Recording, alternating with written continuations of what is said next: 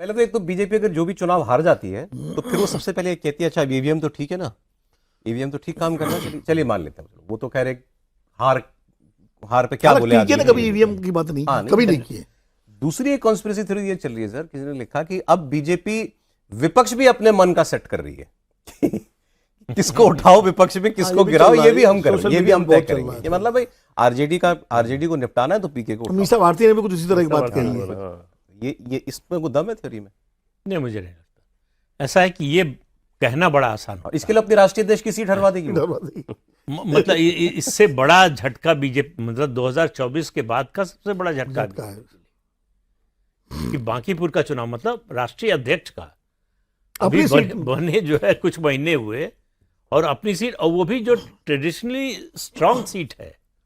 ये हार इसलिए भी बड़ी है कि बीजेपी का जो वर्कर है वो कैंडिडेट नहीं देखता आमतौर पर, वो पार्टी के नाम पर, विचारधारा के नाम पर वोट देता है। यहां देखा गलत से गलत कैंडिडेट को वोट दिया है, जिताया है, इस बार देखने को तैयार नहीं हुआ। तो ये एक तरह के विद्रोह की घोषणा थी कि भाई ये हमेशा नहीं चलेगा, हर बार नहीं चलेगा कि आप किसी को भी उठा के जो है टिकट दे देंगे और हम पार्टी के नाम पर वोट दे देंगे। तो इसलिए जो है आमतौर पर ये होता है कि बीजेपी का वर्कर नाराज होता है, घर बैठ जाता है।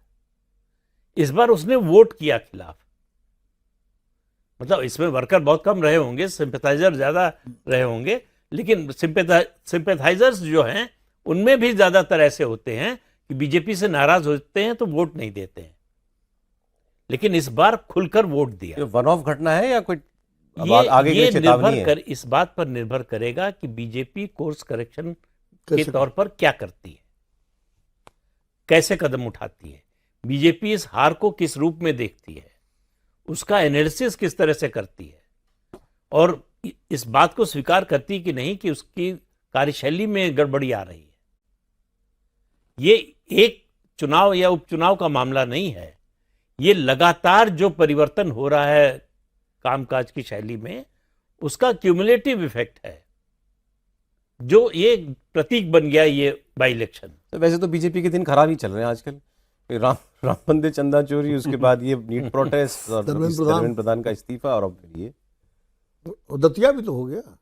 दतिया तो मतलब चलिए कांग्रेस जीती हुई थी तो इसलिए, लेकिन फिर भी नरोत्तम मिश्रा की वहां बीजेपी जीतती तो नरोत्तम मिश्रा खुद थोड़ा लोग सरप्राइज होते ज्यादा, किसी और को कैसे जिता देते। नहीं, दिलचस्प बात देखो, नरोत्तम मिश्रा के बूथ पर और नितिन नवीन के बूथ पर दोनों पे बीजेपी हारी।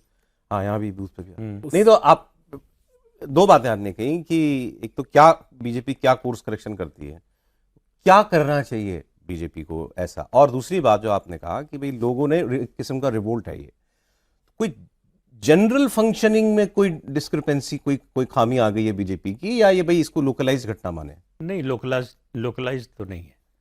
जनरल बीजेपी के वर्कर में ये बात धीरे धीरे मन में उसके घर करती जा रही है कि हमारा महत्व नहीं रह गया, हमारे ऊपर निर्णय थोपे जाते हैं, चाहे ना थोपे जाते हो, फिर भी ये धारणा बनती जा रही है कि हमारे ऊपर निर्णय थोपे जाते हैं, हमको सिर्फ कहा जाता है कि ये करो, हमसे कोई पूछता नहीं कि क्या करें। बीजेपी की एक खासियत थी जो अभी स्टेट इलेक्शंस हुए हैं जिसमें जीती है, उसमें भी एक कारण, वो सबसे बड़ा तरीका होता है बीजेपी का नुक्कड़ सभाओं का। ऐसे 40, 50, 60 लोगों की टीम बनती है जो चौराहे चौराहे पर जाकर 5 लोगों को, 7 लोगों को, 10 लोगों से बात करते हैं। ये सिस्टम धीरे धीरे खत्म हो रहा है। 24 में ये बिल्कुल नहीं हुआ। संघ और भाजपा के लोगों के बीच में संवाद होता है, और ये कोई मतलब पब्लिक मीटिंग नहीं होती, किसी के घर पे चाय पर, किसी दोस्त के यहाँ, इस तरह की बैठकें होती हैं और बातचीत होती है। तो कुल मिलाकर जो नीचे कम्युनिकेशन होना चाहिए वो चैनल धीरे धीरे बंद होते जा रहे हैं, क्योंकि लोगों को लग रहा है कि कोई फायदा नहीं हो रहा है। एक तो हमको पूछा नहीं जाता, एक हम जो चाहते हैं क्या चाहते हैं ये कोई पूछने नहीं आता, हमारी समस्या क्या है, आप वर्कर को टास्क देते हैं कि ये करो ये करो, हर समय जो हर 2 महीने पर एक टास्क दिया जाता है, आप उससे पूछते हैं कि भाई तुमको दिया हमने टास्क, तुमने किया, तुमको क्या परेशानी हुई, तुम्हारी क्या दिक्कत है, उसको कैसे दूर कर सकते हैं, हम्म। तुम्हारी क्या मदद कर सकते हैं। ये कम्युनिकेशन जो है अगर लगातार जो है बिगड़ता रहेगा तो उसका नतीजा ऐसे नतीजों में आएगा। और टॉप वालों को लग रहा है जीत तो जा ही रहे हैं। जीत तो जाहिर है, नहीं टॉप वालों को लग रहा है, नीचे भी बीच में भी लगने लगा है कि भाई जिताने के लिए तो बैठे हुए हैं, वो निकलेंगे और हमको जिता देंगे, हमको कुछ करना ही नहीं है।